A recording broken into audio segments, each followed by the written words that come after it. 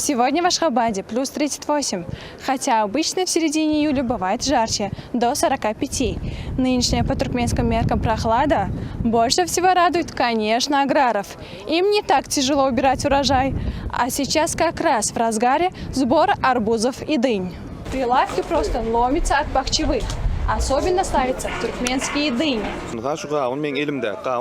С детства я помогал отцу на бахче. Секреты спелости арбузов и дынь у меня в крови. Нужно доверять своему чутью, но есть несколько советов. Во-первых, дыня должна быть симметричной, без трещин и вмятин. Во-вторых, постучите по ней костяшками пальцев. Спелая дыня издает глухой звук. И, конечно же, не забудьте понюхать. Аромат должен быть насыщенным, сладким, манящим.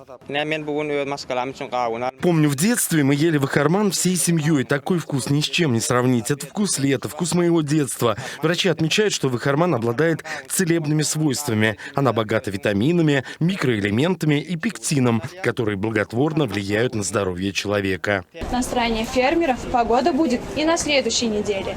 Синоптики обещают, что температура даже еще немного понизится. Будет плюс 35-37 градусов. Так что все немного отдохнут от зноя.